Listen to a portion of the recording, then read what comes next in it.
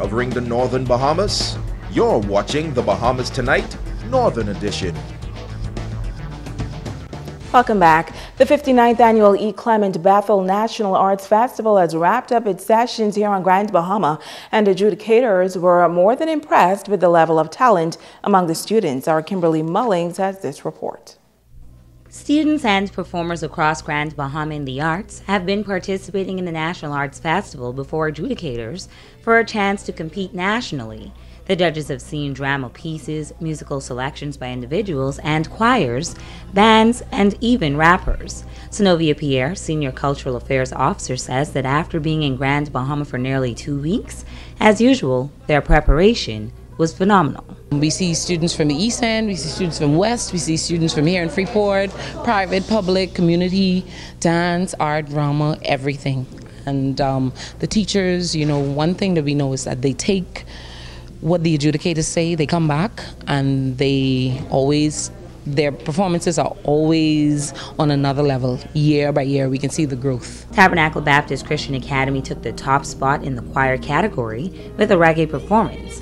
Members Joshua Dames and Wilbert Stubbs said they were pleased with their win. Great experience once again. Our teacher, we give all props to Miss Moore. She has our choreography on point, every harmony, every vocal, everything with our group is basically up from her. She put everything together and we just perfect it. We actually came second in the gospel solo, so we had one more choir performance. It's like we have to come out on top, and we did what we had to do and came out on top. We've been together for so long, it's like a family type bond now. So all us, we look out for one another. If one person offbeat, the whole group was offbeat. So that's how we look at it. And we just, put our little twist to it and had a little fun, and we came out on top. St. George's High School was the only participant in the band section, so they were the automatic winners, performing pop and Bahamian selections.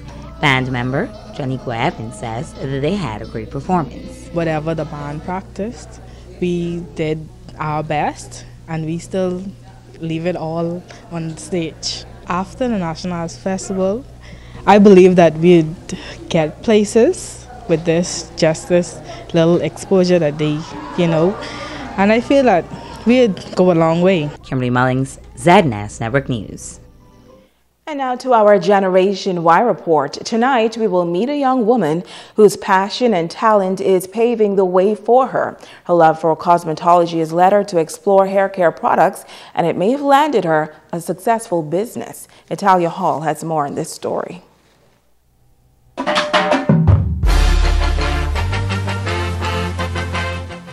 For Darren Roll, it all started back in 2014 while she was enrolled in the cosmetology program at the Bahamas Technical and Vocational Institute. While there, she says she learned how to make her own products, and in 2017 she created a hair growth oil from the hibiscus flower. I tried it for about 6 to 7 months, and after I noticed the healthiness and the growth within my hair, I said, hey, I can share this, but also turn it into a business for myself.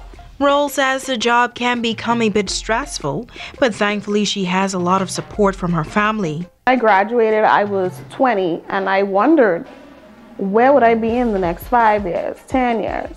And I started this a year ago, like I said, and it was first just me giving it to family. Then it was a few hairdressers hearing about it, and they're interested in it. She says so far she's gotten positive feedback. The process involves stripping the flour, cooking it, straining it, and then it all goes through a filtration process before it's bottled. I derive different proteins, different fatty acids, and different amino acids and all that from different products into this oil, and the flour has a lot of vitamin E, vitamin D. It has a lot of fatty acids, which is great for healthy hair growth. And for other young people considering the business world and exploring a product of their own, it takes money to make money. So sometimes you would feel like you're pushing more of your money into the product than you're receiving back.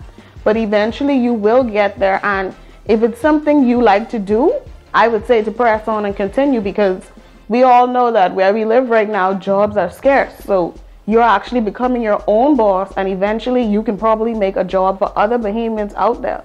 So you're not just making a difference for yourself. Eventually you would make a difference for your country. Italia Hall, ZNS Network News. Great words of advice and all the best to her. And now it is time to ask the doctor.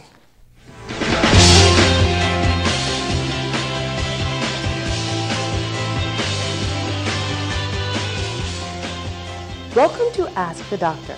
Daryl from New Providence asks, I read recently that annual checkups are not helpful if you are healthy. Is this true?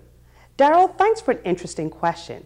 There are healthcare theorists and planners who argue that there is not much evidence that an annual exam provides good enough health outcomes to justify the cost. But there are still many good reasons to visit your doctor for an annual checkup. Annual physical exams are a vital part of illness prevention and intervention if necessary. While many persons make sure that their children have routine doctor visits, as adults, too many of us neglect this important key to maintaining good physical health. Doctors can use an annual exam to keep abreast of signs and symptoms that could lead to a serious illness. During an exam, your doctor will ask you about your family history and note your vital signs, including your blood pressure, heart rate, respiration rate, and temperature. They can also note changes in your heart, lungs, eyes, skin, and extremities. As we mature and age, the annual exam can also become a useful screening opportunity for certain cancers, as well as serious conditions like diabetes, high blood pressure, and heart disease.